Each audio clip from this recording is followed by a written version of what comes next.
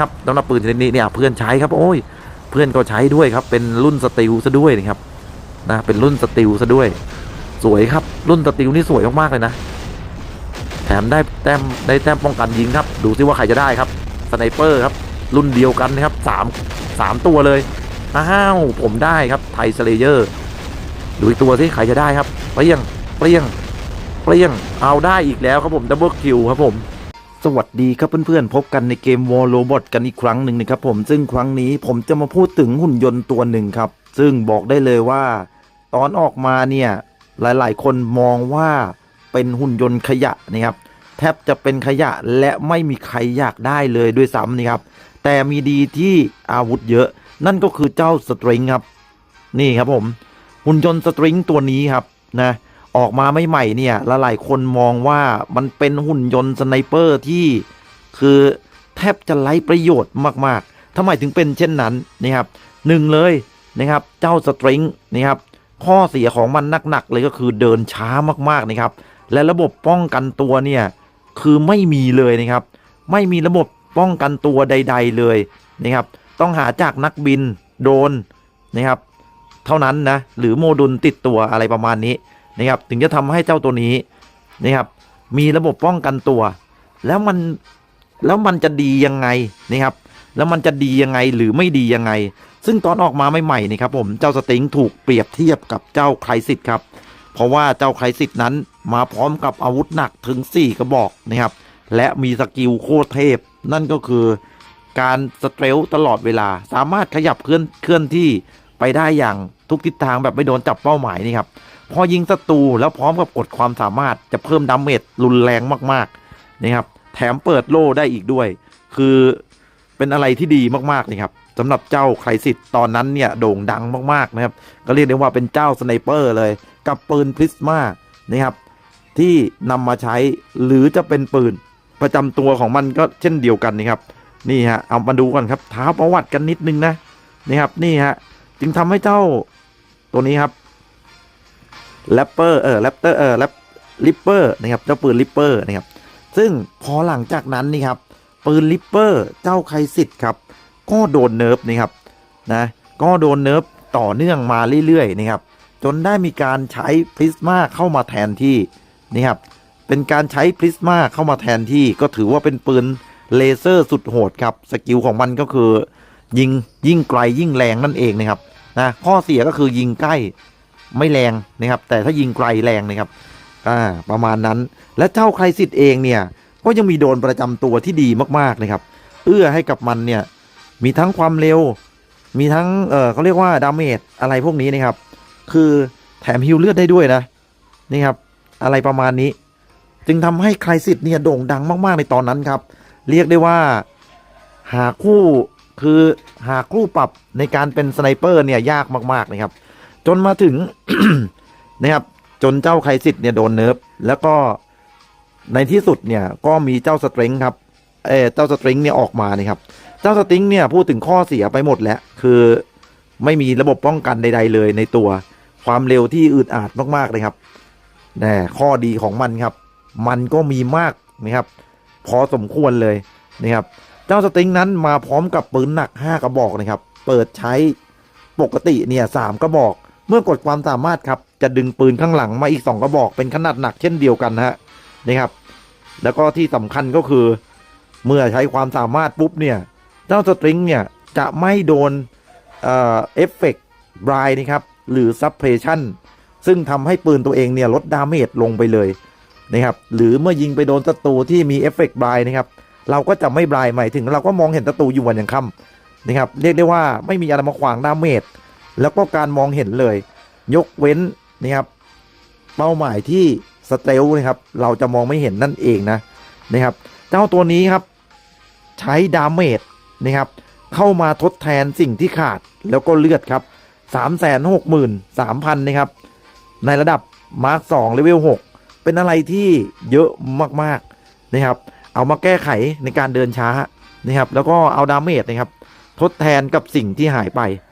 นะครับส่วนนักบินครับนักบินเนี่ยจะช่วยทำให้เปิดโล่ได้นะครับชิลเบเกอร์นั่นเองก็เรียกได้ว่าเปิดใช้ความสามารถปุ๊บ ก็เปิดโล่ได้จึงมีเขาเรียกว่าจึงมีความสามารถใกล้เคียงกับเจ้าไครซิสมากๆนะครับจนทำให้นะครับและหลายคนเนี่ยเริ่มหันกลับมามองในปัจจุบันนะครับเพราะว่าปัจจุบันเนี่ยมีหุ่นยนต์ที่เล่นระยะประชิดเนี่ยมากมายเลยลืมบอกไปครับเจ้าสตริงเนี่ยมาพร้อมกับปืนเพลียเซอร์ทุกคนแม่นะครับลืมบอกอาวุธปืนเลยปืนชนิดนี้ครับยิงได้นะครับในระดับ 1,100 เมตรความแรงความพิเศษของมันก็คือยิ่งโดนยิ่งแรงทุกคนนี่ครับนัด1ไม่เท่าไหร่2 3 4 5ขึ้นไปคือแรงมากๆนะครับแรงสุดๆไปเลยครับและติดมาถึง5กระบอกไม่ต้องห่วงความแรงฮะที่เหลือก็คือมุมมองแล้วก็การเล่นเท่านั้นเองนะครับสำหรับเจ้าสตริงนะครับปัจจุบันนี้สตริงนะครับได้เป็นตัวเลือกนะครับให้กับเพื่อนๆในการเล่นสไนเปอร์มากขึ้นนะครับเพราะว่าปืนแรงแล้วหลายคนก็ถามกลับมาอีกว่าอ้าวแล้วใครสิทธิ์ล่ะถ้านำมาติดปืนเจ้าเพลียเซอร์จะเป็นยังไงนะครับใครสิทธิ์นั้นนะครับอย่างที่บอกว่ามันโดนเนิร์ฟมาแล้วนะครับมีเลือดอยู่แค่ 157,000 เท่านั้นบอบบางมากๆครับใครสิทธิ์เองก็ไม่มีระบบป้องกันตัวเช่นเดียวกันนะครับนอกจากการสเตลไม่มีแต้มป้องกันไม่มีอะไรทั้งสิ้นนะครับซึ่งหลังจากที่มีหุ่นยนต์ระยะประชิดเยอะๆเนี่ยเจ้าใครสิทธิ์ก็ไม่สามารถทนได้ซึ่งแตกต่างกับเจ้าสตริงครับเจ้าสตริงยังสามารถยืนอยู่ได้พักหนึ่งนะมันสามารถยืนอยู่ได้พักหนึ่งนะครับก่อนที่มันจะตายแต่ด้วยปืนที่แรงมากๆนะครับก็สามารถหยุดศัตรูได้เช่นเดียวกันถ้าเกิดศัตรูตัวนั้นไม่ทันระวังตัวหรือประมาทเกินไปปืนเยอะได้เปรียบนั่นเองนะครับทุกคน เลือดเยอะปืนเยอะได้เปรียบครับนะเดี๋ยวเรามาดูเพลเซอร์กันหน่อยนะครับตอนนี้นะครับสตริงมีทั้งหมด2เวอร์ชันนี่ครับเวอร์ชันธรรมดาก็คือตัวนี้เวอร์ชันต่อไปก็คือเป็นตัวพิเศษครับเป็นสตีลสตริงก็คือบอกได้เลยว่ามันจะเพิ่มแต้มป้องกันให้อีก20แต้มทุกคนอันนี้คือดีเลยแต้มป้องกันเนี่ยมันดีมากๆนะครับมันอยู่ในตัวตลอดเวลาถ้าหุ่นตัวไหนไม่มีการลดแต้มป้องกันเนี่ยยิงสตริงก็จะเจ็บน้อยมากๆเลยครับแล้วมาพร้อมกับปืนนะครับเพลียเซอร์ที่เป็นสตีลด้วยนะครับตัวนี้ก็จะเพิ่มนะครับไม่ได้เพิ่มอะไรสวยเฉยๆเรามาดูกันหน่อยฮะเจ้าปืนเพลียเซอร์ที่เป็นรุ่นปกตินะครับนี่ฮะเลเวล1เนี่ยดาเมจอยู่ที่ 1,063 นะครับส่วนรุ่นพิเศษนะครับก็ไม่ได้เพิ่มอะไรมากมายเพิ่มมาแค่ 1,169 นะครับก็เพิ่มมาอีก100 กว่าแต่บอกได้เลยว่าเป็น100 กว่าที่แรงนะครับเมื่อยิงโดน2 3 4นัดขึ้นไปนี่คือทั้งหมดของเจ้าสเตรนท์ครับนะที่หลายๆคนมองว่าเป็นขยะในช่วงแรกแต่ปัจจุบันบอกเลยว่าแทบจะครองตำแหน่งสไนเปอร์สุดโหดกันเลยทีเดียวและที่สำคัญครับมันไม่ได้ติดปืนชนิดนี้ได้อย่างเดียวนะมันก็สามารถติดปืนพริสมาได้เช่นเดียวกันด้วยนะครับเพราะว่ามีระยะการยิงที่เท่ากันนะครับแต่พริสมาเองก็โดนเนิร์ฟครับกระสุนหมดแล้วหมดเลยแล้วก็มีข้อเสียตรงที่ว่ายิงไกลนะครับถึงจะแรงถ้าศัตรูบุกมาใกล้ๆพริสมายิงไปก็แทบไม่สะกิดศัตรูเลยนะครับเพราะฉะนั้นชุดนี้จึงเป็นชุดที่ผมมองว่ามาแรงแล้วก็ดีที่สุดในช่วงนี้นะครับเพราะว่าเวลาเปลี่ยนไปเยอะนะอะไรก็เปลี่ยนไปนะครับหุ่นยนต์ระยะประชิดมากมายครับนี่มีศัตรูอันตรายทั้งนั้นไม่ว่าจะเป็นเจ้าเท็ดเจ้าฮัสตาตัสหรือเจ้าเล็กซ์เองนะครับก็เป็นอันตรายต่อสายสไนเปอร์ทั้งนั้นเลยเพราะฉะนั้นนะครับการเล่นสไนเปอร์นะครับก็ต้องเล่นแบบระมัดระวังอย่างมากนะครับและโดยเฉพาะอย่างยิ่งโอ้โหไม่พูดไม่ได้ไอ้เจ้าคาจิฮะปัจจุบันนี้สไนเปอร์ได้เฉิดฉายก็เพราะมันนี่แหละนะครับก็เพราะว่าเจ้าคาจินี่แหละซึ่งโซนพื้นที่ได้ดีมากด้วยระเบิดแล้วก็ปืนของมันเนี่ยยิงได้600 เมตรเพราะฉะนั้นระยะอันตรายที่สุดในเกมตอนนี้ก็คือตั้งแต่350 เมตรจนถึง600 เมตรนะครับเป็นระยะที่อันตรายมากๆในเกมวอลโรบอทณปัจจุบันเพราะฉะนั้นสไนเปอร์ครับเป็นอะไรที่ตอบโจทย์มากๆครับผมเดี๋ยวเราไปดูกันฮะว่ามันจะช่วยพลิกสถานการณ์ได้จริงหรือไม่ไปลุยกันเลยครับผม ถ้าเพื่อนๆเติม DJM ก็อย่าลืมใส่โค้ด RUNGCH ด้วยนะครับผมลิงก์ร้านค้าอยู่ใต้คลิปแล้วนะทุกคนขอบคุณครับเกมที่เอามาให้เพื่อนๆได้รับชมณต่อไปนี้นะครับก็จะเป็นตัวอย่างง่ายๆนะครับที่เห็นได้ชัดที่สุดหรือว่าเจ้าสตริงนั้นทำผลงานได้ดีแล้วก็มีจังหวะการใช้ที่จำเป็นมากๆส่วนใหญ่ณปัจจุบันนี้ครับเข้าเกมมาปุ๊บเนี่ยเพื่อนๆก็จะเห็นเลยว่าจะมีคาจิครับในการโยนปืนนะครับในระยะ600เมตรเป็นเขาเรียกว่าเยอะเลยแหละเจอทุกเกมนี่ครับนะบางทีเจอ 2-3 ตัวทำให้หุ่นของเราเนี่ยแทบจะเล่นไม่ได้เลยนะครับหุ่นที่มีระยะกลางอย่างเช่น500 600เมตรเนี่ยเล่นไม่ได้เลยนะครับเพราะว่าไม่สามารถจับเป้าหมายได้นะครับแล้วไม่สามารถที่จะบุกเข้าไปได้หุ่นระยะประชิดเองนะครับแทบจะทำงานไม่ได้เลยพอถ้าวิ่งเข้าไปสุ่ม4สุ่ม5คุณจะโดนระเบิดของเจ้าคาจินะครับเล่นงานจนตายได้โดยที่คุณไม่รู้ตัวด้วยซ้ำนะครับว่าได้เข้าไปในระยะแล้วถ้าดูไม่ดีจะเห็นทุ่นระเบิดนะครับถ้าดูไม่ดีเนี่ยจะไม่เห็นทุ่นระเบิดแต่ถ้าดูดีๆก็จะเห็นทุ่นระเบิดวางอยู่ซึ่งยังไงก็แล้วแต่ครับอันตรายฮะ1ตัวก็โหดแล้วนะครับถ้ามี2ตัวเนี่ยยิ่งโหดเข้าไปใหญ่ดูตัวอย่างตอนนี้ครับผมเองเนี่ยลองใช้คูลี่ลงมาเล่นให้เพื่อนได้รับชมนะครับว่ามันแทบจะไม่ได้ทำอะไรเลยนะครับวิ่งเข้าระยะไม่ได้ครับพอวิ่งเข้ามานี่ฮะโดนแล้วครับเรียบร้อยฮะโดนระเบิดของเจ้าคาจิที่แอบวางไว้ครับไม่สามารถเข้าหาศัตรูได้นะครับไม่ว่าจะเป็นเจ้าเล็กเองก็เช่นเดียวกันนะครับเล็กเองเนี่ยสร้างมาเพื่อจัดการกับเจ้าคาจิก็จริงแต่ถ้ามีตัวเดียวก็สู้คาจิ2ตัวไม่ได้ครับโอ้นี่ฮะเห็นไหมครับสุดท้ายเราก็ต้องพึ่งสไนเปอร์ครับยามที่เราต้องใช้ปืนที่ยิงไกลเราต้องนึกถึงสไนเปอร์อยู่แล้วฮะแล้วสเตรนท์ครับนะยืนตั้งงานครับบอกได้เลยว่าเหมือนกับป้อมปราการนี่ครับที่มีความแข็งแกร่งเพราะว่าเลือดเยอะแล้วก็ปืน15 กระบอกมาพร้อมกับความแรงฮะครั้งนี้ผมใส่เป็นโมดุลกระโดดมานะครับทุกคนเพราะว่าผมมองว่ากระโดดแล้วได้มุมมองการยิงด้วยและที่สำคัญยังสามารถที่จะย้ายตำแหน่งได้อย่างรวดเร็วครับเมื่อศัตรูบุกเข้ามาดูครับนี่ฮะดับเบิลคิวโดนศัตรูเบียดครับนี่ก็เรียบร้อยไปฮะนะครับที่เพื่อนๆเห็นปืนแดงเมื่อสักครู่ก็คือโดนเอฟเฟกต์นะครับลดดาเมจของปืนเราไม่ได้เปิดสกิลนะครับถ้าเราเปิดสกิลดาเมจพวกนี้ก็จะทำอะไรเราไม่ได้ทิปเปิลคิวครับ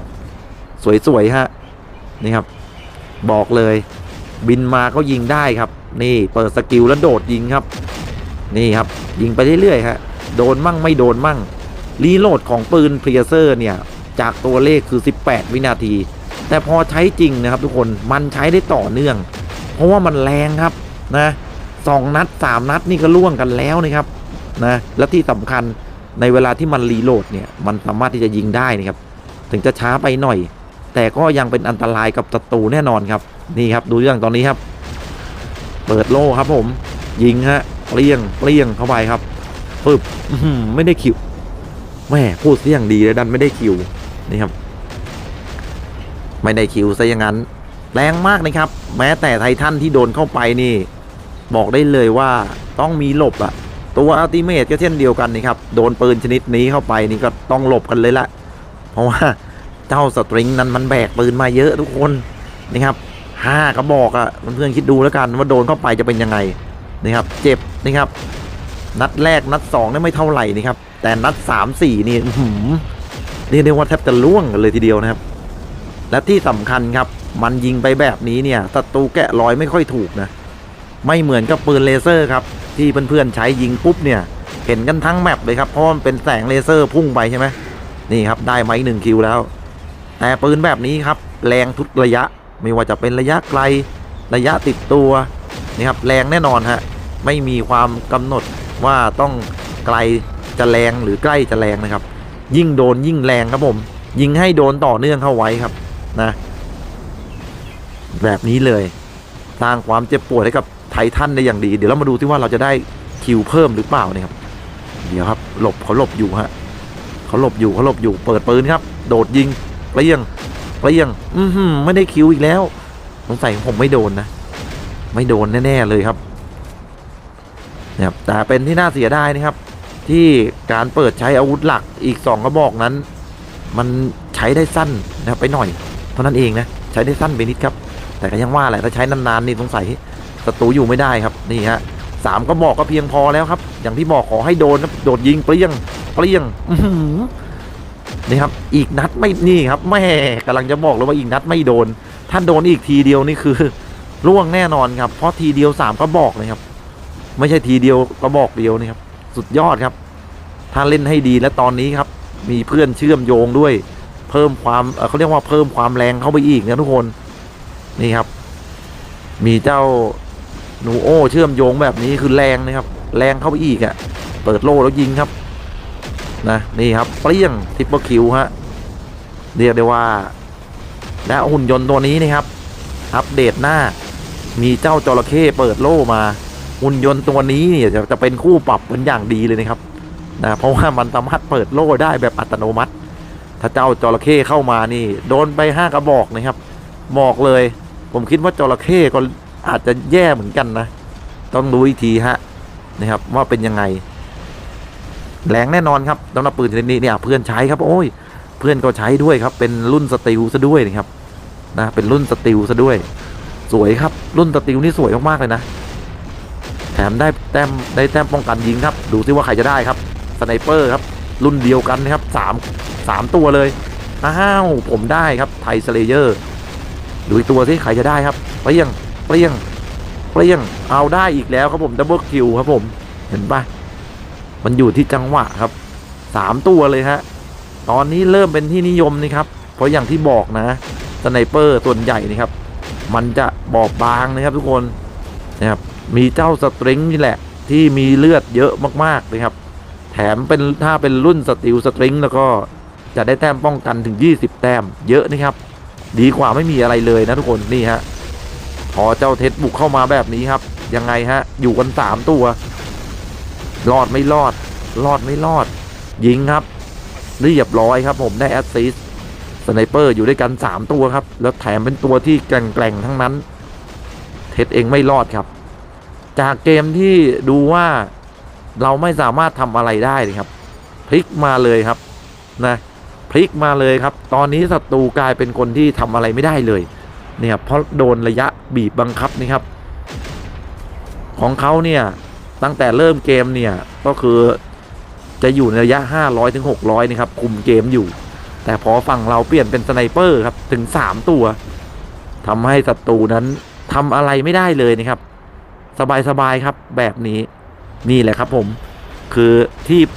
เขาเรียกว่าอะไรนะที่มาทั้งหมดนี่ครับของเจ้าสตริงหุ่นยนต์ที่โดนมองว่าเป็นหุ่นขยะตอนที่ออกมาแรกๆจังว่าแต่คนอื่นพูดเลยนะครับอันนี้เป็นความรู้สึกของผมเองด้วยซ้ำนะครับสมัยก่อนเนี่ยพอเห็นปุ๊บเนี่ยโอ้โหเล่นระยะประชิดก็ไม่ได้เพราะเดินช้าไม่มีระบบป้องกันอะไรเลยนะครับมีแค่ปืนหนักแต่พอปัจจุบันนี้ครับต้องเปลี่ยนคำพูดใหม่แล้วกลายเป็นตัวสำคัญมากๆในระยะของสไนเปอร์นะครับโชคดีครับที่ผมไม่ขายทิ้งไปทั้งหมด เพื่อนๆล่ะคิดเห็นยังไงบ้างนะครับสำหรับเจ้าสตริงเล่นแล้วเป็นยังไงนะครับก็สามารถคอมเมนต์มาคุยกันสนุกๆแบบนี้ได้คลิปนี้ยาวสักหน่อยครับแต่บอกได้เลยว่าได้ทั้งความรู้ได้ทั้งความบันเทิงกันอย่างแน่นอนแล้วเอาไว้เจอกันใหม่นี่ครับคลิปหน้าสำหรับวันนี้ต้องลาไปก่อนเลยครับแม่บอกเลยว่าเจ้าสตริงนี่